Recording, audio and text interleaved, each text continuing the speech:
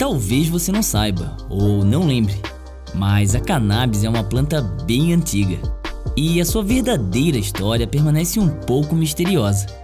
Hoje, no Laboratório 2000, vamos conhecer a origem e o futuro da maconha no Brasil.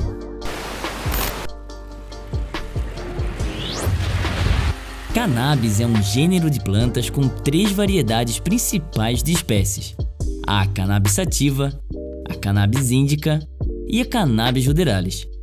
Ainda assim, há quem defenda que todos os tipos podem ser tratados como uma única espécie, a Cannabis sativa.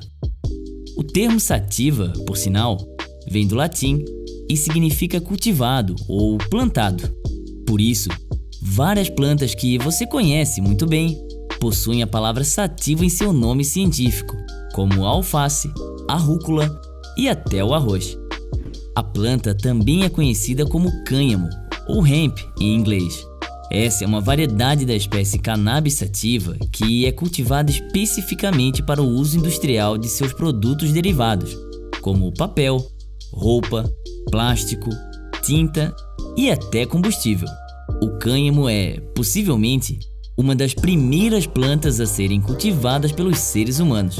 No Japão, há registros dela sendo utilizada como fibra de corda e fonte de alimento há quase 10.000 anos atrás.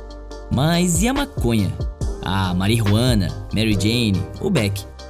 Bom, a parte mais consumida da cannabis são as flores, folhas e caules secos da planta feminina, que pode ser fumada, vaporizada, comida e até dissolvida em uma bebida de alto teor alcoólico chamada Green Dragon.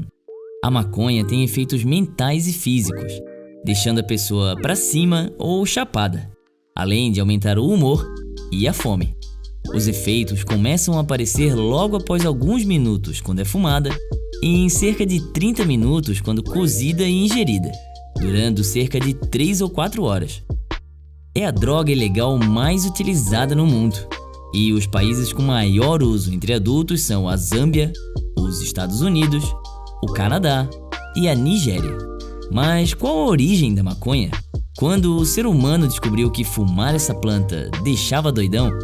Bom, de acordo com evidências encontradas algumas semanas atrás, pessoas já fumavam maconha há 2.500 anos, no oeste da China, nas montanhas Pamir. Os pesquisadores analisaram antigos rituais funerários e os resultados não só deram positivo para a cannabis, como demonstraram alta quantidade de THC, ou tetrahidrocannabinol, a principal substância psicoativa encontrada nas plantas do gênero cannabis. E embora plantas e sementes tenham sido encontradas em outros sítios arqueológicos da mesma região e período de tempo, não estava claro se essa versátil planta tinha sido utilizada para fins alucinógenos, até agora. Outra coisa que podemos afirmar é que a planta ficou restrita ao Oriente durante muitos anos. Não existem registros da presença da cannabis no Ocidente até o século XVI. Nos últimos 100 anos, porém, a posse, uso e cultivo de cannabis virou atividade ilegal na maioria dos países do mundo. Em 2013, o Uruguai se tornou o primeiro país a legalizar seu uso recreativo. E à medida que a maconha é cada vez mais vista como um problema de saúde pública e menos como uma atividade criminal, outros países seguem legalizando ou descriminalizando, como os Estados Unidos, o Canadá, África do Sul, República Tcheca, Colômbia, Portugal, México e Equador. Será que o Brasil vai ser o próximo? A cannabis existe por aqui desde 1800 e pouco, trazida pelos colonizadores portugueses, provavelmente com o intuito de cultivar a fibra do cânhamo. Essa é, inclusive, uma das origens da palavra maconha, um anagrama da palavra cânhamo. Atualmente, é proibido cultivar a planta em território brasileiro, mas nos últimos anos, a Anvisa e o Poder Judiciário já deram alguns passos no sentido de liberar o cultivo da planta para fins medicinais e científicos. E no final de julho, a Anvisa realizou uma audiência pública em Brasília, como parte de mais uma etapa do processo de debate sobre a regulamentação do plantio da maconha medicinal e do uso da planta para a produção de medicamentos e estudos científicos. A ideia é que, ao regulamentar o cultivo da planta, caia o custo da produção de medicamentos com base na cannabis sativa e que se reduza também o número de ações judiciais para a compra de remédios não registrados no Brasil. Caso a regulamentação seja aprovada pela Anvisa, estima-se que, em até 3 anos, 3,9 milhões de pacientes sejam beneficiados pelos medicamentos. Além do avanço na saúde, isso significa também um potencial de mercado que geraria 4,7 bilhões ao ano. Mas é importante frisar, a proposta aborda o cultivo da cannabis sativa somente para 2 situações: fins medicinais e científicos e para a produção de medicamentos com base na substância. O plantio doméstico de maconha por pessoas físicas e para o consumo recreativo continuará proibido no país. Apenas empresas poderiam cultivar a planta em ambientes controlados, sob supervisão da Anvisa e de autoridades policiais, e a venda seria feita diretamente para a indústria farmacêutica ou entidades de pesquisa.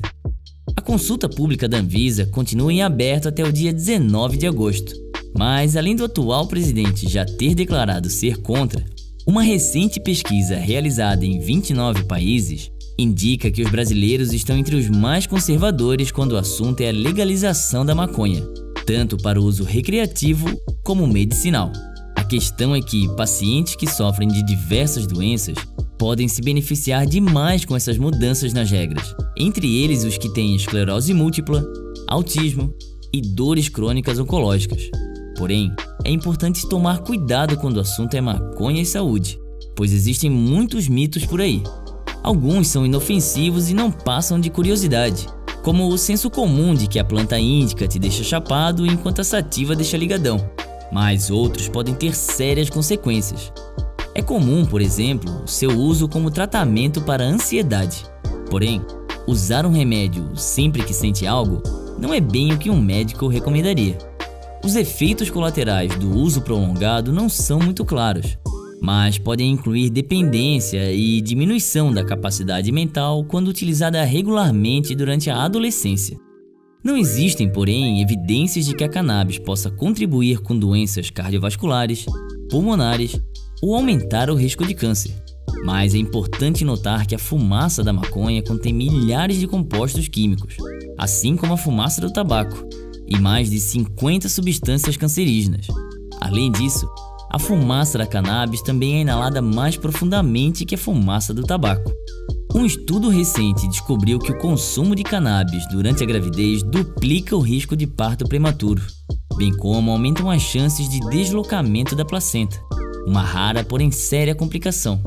Enquanto um outro estudo descobriu que a maconha ajuda a reduzir o consumo de álcool e medicamentos sujeitos à receita médica. Entende a importância da pesquisa científica da maconha? Existem poucas evidências de que o uso da cannabis sativa reduza náuseas e vômitos durante a quimioterapia, que abre o apetite em pessoas com AIDS, ou que trata dores crônicas e espasmos musculares. As pesquisas atuais são insuficientes para tirar conclusões sobre segurança e eficácia, justamente por causa da proibição. É difícil dizer, por exemplo, quanto você precisa para obter o efeito desejado, bem como se é melhor inalar ou tomar via oral. Pois é, esse é um assunto que ainda vai dar muito pano para manga. E você, é contra ou a favor do uso medicinal e recreativo da maconha? Comenta aí. Um abraço e até a próxima!